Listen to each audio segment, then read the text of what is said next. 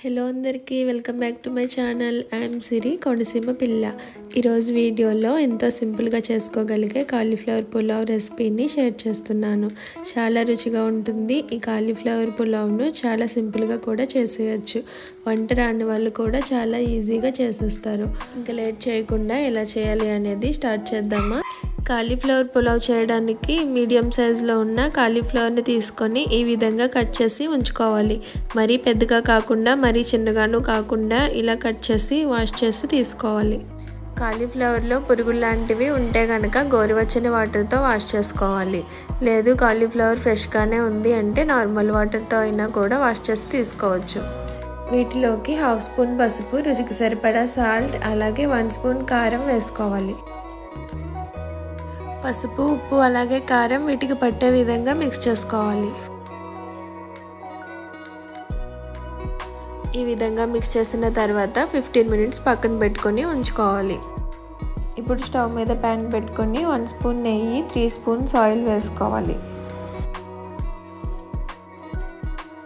Heat అయిన తర్వాత masala spices వేసుకోవాలి. 2 అనాస్ పువ్వులు, 5 లవంగాలు, 1/2 ఇంచ్ దాల్చిన చెక్క, 2 యాలకులు, 2 బిర్యానీ ఆకులు వేసుకోవాలి.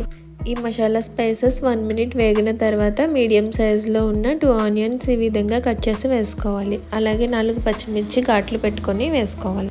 ఆనియన్స్ ఈ విధంగా కలర్ చేంజ్ అయ్యే వరకు వేయించుకున్న తర్వాత కొద్దిగా క్యారెట్ ముక్కలను చిన్న పీసెస్గా కట్ చేసుకొని వేసుకోవాలి. క్యారెట్ ముక్కలు పూర్తిగా వేగిన తర్వాత పెద్దదైతే 1 టమాటా, చిన్నవైతే 2 టమాటాలు ఈ విధంగా పీసెస్గా కట్ చేసుకొని వేసుకోవాలి. టమాటా పీసెస్లోని పచ్చివాసన పోయి సాఫ్ట్గా కుక్ అయ్యేంత వరకు వేయించుకుంటూ ఉండాలి. తర్వాత 1 స్పూన్ అల్లం వెల్లుల్లి పేస్ట్ వేసుకొని పచ్చివాసన పోయేంత వరకు వేయించుకోవాలి.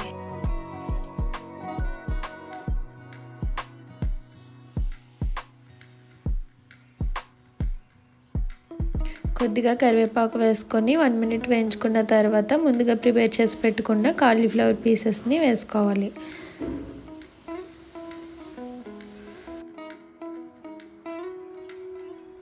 మొత్తం కలిసేలాగా మిక్స్ చేసుకొని స్టవ్ సిమ్లో పెట్టుకొని కాలీఫ్లవర్ను 5 మినిట్స్ మగ్గించుకోవాలి.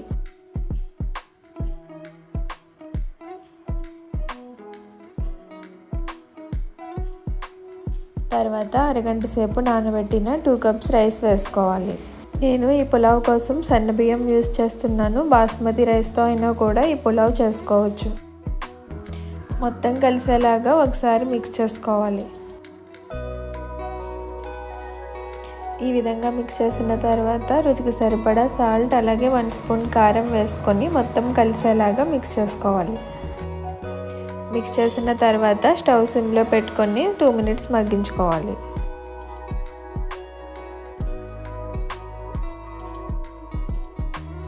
ఇప్పుడు వాటర్ వేసుకోవాలి. రైస్ అరగంట సేపు నానబెట్టాను కాబట్టి 2 కప్స్ రైస్కి 3.5 కప్స్ వాటర్ వేస్తున్నాను. రైస్ నానబెట్టకుండా అప్పటికప్పుడు వేసుకుంటే కనుక 2 కప్స్ రైస్కి 4 కప్స్ వాటర్ వేసుకోవాలి.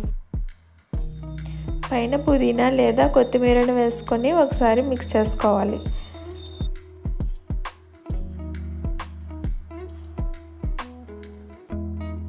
ఇప్పుడు మూత పెట్టుకొని 2 మినిట్స్ హై ఫ్లేమ్లో పెట్టి ఉడికించుకొని తర్వాత లో ఫ్లేమ్లో 20 మినిట్స్ ఉడికించుకుంటే సరిపోతుంది.